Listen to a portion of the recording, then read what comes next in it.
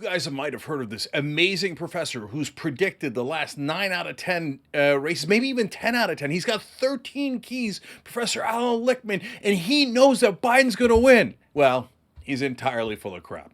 I want you to watch him first, and then I'm going to debunk him after you watch this. I haven't made a final prediction, but I can tell you a lot about this election. First of all of these pundits and pollsters and analysts that you see on all the cable channels and all the networks have no track record in predicting elections. And yet they come on and they claim they know how this debate is going to affect the outcome of elections. They have no idea. It's sports talk radio. It may be entertaining, but it has no scientific basis. So what is the impact, do you think? Zero.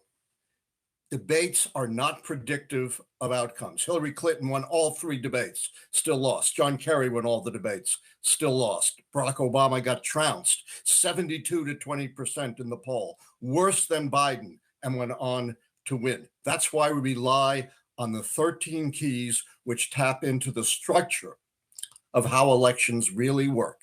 And they show that Democrats' really only chance to win, contrary to everything you've heard, is with Biden running. Look at the incumbency key. Biden checks that off. The contest key, he checks that off. He was uncontested. It takes 6 keys to count out the White House party. But that means Alan, of the remaining 11 keys, 6 would have to fall. Let me finish. Yeah. Biden doesn't run. They lose the contest key. They lose the incumbency, and only 4 more keys would have to fall. First of all, he says other people don't have any track record. Well, you're talking to the wrong dude, brother. So, number one, I correctly predicted that Donald Trump would win in 2016 on This Week with George Stephanopoulos, right after Hillary Clinton's giant lead after the DNC. I've got Trump at 279, 259. I gave him Florida, Ohio. You said he was a loser a minute ago. Wait a minute. No. got him winning the presidency. No, listen. So in his life, he's had a great track record of failure, bankruptcies, running from Vietnam, everything like that. But he's a populist candidate when the country is angry, and you run, and it's the most establishment candidate we've ever seen against him. It was a terrible idea by the Democrats to support Hillary Clinton. So you're so hot against him today because you think he's going to win.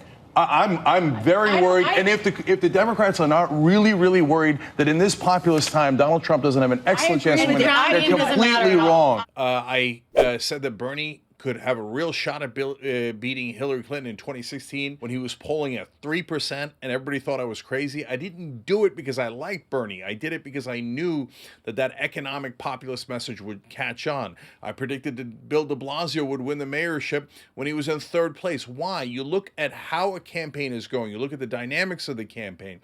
In 2012, when I did it publicly, I went 12-0 in elections, including picking Heidi Heitkamp, the Democrat, to win when she only had a 25% chance in her Senate race. So, yes, some people do have a great track record, and it is based on not just the top polling numbers, but the underlying polling numbers and how they're doing in the campaign. So when he gets to the specific points that he made, he said debates normally don't matter. That's true. And that's why after Barack Obama had a terrible debate in his first outing against Mitt Romney in 2012, I said, guys, it doesn't matter at all. And I called Obama winning 6 weeks beforehand. I said, it's already over.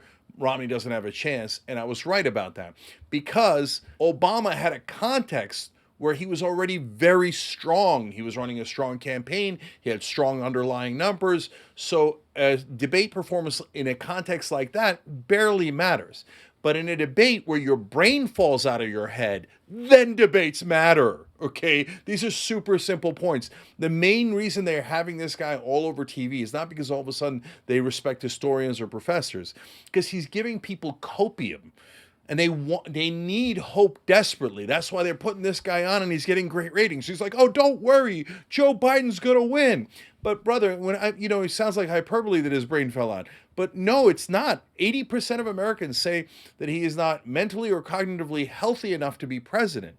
That means 8 out of 10 Americans, to put it bluntly, think that his brain isn't working. That is not a normal context. Oh yeah? I have 14 different factors that decide an election. And the 14th one is, do 8 out of 10 Americans think your brain is working or not? How could you not see that this is a different situation? What if you applied his 13 principles to Senate races? Well, he would have said, well, based on incumbency advantage, this advantage, that advantage, all these keys, Dianne Feinstein is going to win. Yes, there's only one problem with that. She's dead. And she was already in massive mental decline before she passed away.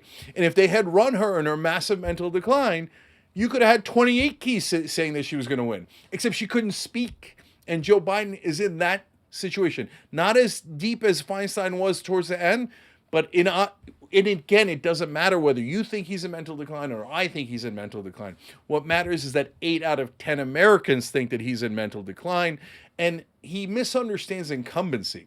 He thinks, oh, well, incumbency matters a lot. That's true. If you're in a local race or you're in a state senate race in a state that isn't very populous and hence does not get a lot of media attention. That's where the name recognition of incumbency produces a giant advantage. And historically, when there was only mainstream media, it would even produce an advantage for presidents. But in this new age with social media, you cannot contain the message that is coming out of social media. And what's happening is incumbency is actually becoming an albatross around the neck of incumbents, especially when you have a situation like inflation or anything else that goes wrong gets blamed on the president. So he's misunderstanding the situation greatly. I'm not impressed that he's a professor or a historian. He's got to be able to expand his mind to the point where he can understand the context of this election. Abby Phillips is actually going to ask him a good question next. So I'm going to let him make more arguments, and I'll come back and debunk again. The problem right now is that the Democratic Party is considering replacing Biden mostly because it's unclear whether or not he actually physically can carry out the rest of this campaign and put up a fight against his opponent. So that seems like a fundamentally different thing than some of the items that you have in your rubric. It's a huge mistake. They're not doctors. They don't know whether Biden is physically capable of carrying out a second term or not. Remember, a lot of folks were saying the same thing about Ronald Reagan, who was, 73, and age was very different then. And they said, he's not capable of carrying out another term. He won 49 states. So this is all foolhardy nonsense. The same pundits and pollsters who led us down the primrose path in 2016 are giving the Democrats horrible advice. This proves what I've been saying for years. Republicans have no principles. Democrats have no spine. Republicans are sticking with a blatant liar who lied for every 1 minute and 20 seconds of that debate. Donald Trump put out a lie. And by the way, lies stick.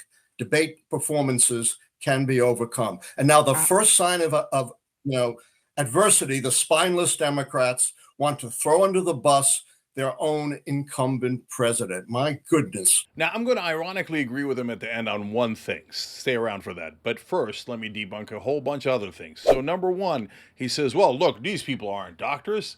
But brother, we got eyes and ears. He couldn't finish sentences. He said that we defeated Medicare. You don't have to be a doctor to figure out that that ain't right. And he's falling apart at the seams. But again, it doesn't matter what we think. The American people think, 8 out of 10 of them do, that he's in mental decline, and they're very, very worried, and they don't want to vote for him. And you could tell that he's biased and subjective in the way that he talks. He says, oh yeah, Trump's a liar. Yeah, I know, brother, but what does that have to do with all your keys? That doesn't have anything to do with your keys. It just seems like you're upset at Donald Trump. And the American people have already taken into account that he's a liar, and he's still winning by a lot. So, and then you look at the second part of his subjectivity, and there's many, many parts of it, but I'll keep it brief. I'll just give you one of the keys. He says, one of the keys is scandal, and Biden doesn't have a scandal. Wait a minute, that's subjective. Well, you could argue that Hunter Biden was a scandal. Now, I don't think that that's real, and I don't think that's a scandal that should affect people very much, but some people think it was a scandal. But much more importantly, the debate, his age, and his mental decline are the scandal. It's a giant iceberg right in front of your eyes, and you're missing it. You're like, I don't see any scandal. The scandal is they don't think his brain is working. What's so hard to understand about that? And the problem is, if you're biased in a certain direction, you conveniently don't see things, or you put one key in a certain bracket where it doesn't belong instead of the other bracket because you're leaning in that direction. So that's a giant problem. Now, the ironic agreement is, yeah, the Democrats have no spine. If they had a spine, they would replace the guy who has a very, very, very low percentage chance of winning with a person who has a much higher percentage chance of winning. But they're like, no, don't upset the status quo. Don't disobey. We must obey the leadership. The leadership is so smart. That's why they picked Hillary Clinton, who was a guaranteed victory against Donald Trump in 2016. That didn't work out that well. Okay, but this time they picked Joe Biden, and he's the only one that can beat Trump. Then why is he losing to him so badly? Why is he losing in every swing state? Why is he losing it now in 3 non-swing states? Why is he at 36% approval rating? And finally, guys, is this in the keys where last time you won, you were at 52% and you barely won the Electoral College? This time you're at 36% approval rating. You're 16 points lower. There's no chance that Joe Biden can win. Is this another key? And this is a fact of American politics. If you're below 50% and you're an incumbent, you're in massive trouble. Very unlikely to win if you're in the 40s. If you're in the 30s, no incumbent has ever won in an election year when they're in the 30s. Ever. And Biden is at 36%. There's no chance that Biden can win. For God's sake, get a candidate that can beat Donald Trump. But unfortunately, some people prefer copium. That's why they are holding on to this guy's leg like they're Stan Van Gundy. And they're like, oh yeah, tell me more about how Biden is likely to win, even though that's wrong based on every poll and every number. So, brothers, sorry, but you're not right this time. And if people listen to you, it's going to lead to disaster. Thanks for watching The Young Turks. Really appreciate it. Another way to show support is through YouTube memberships. You'll get to interact with us more. There's live chat emojis, badges. You've got emojis of me, Anna, John, JR. So those are super fun. But you also get playback of our exclusive member-only shows and specials right after they air. So all of that, all you gotta do is click that join button right underneath the video. Thank you.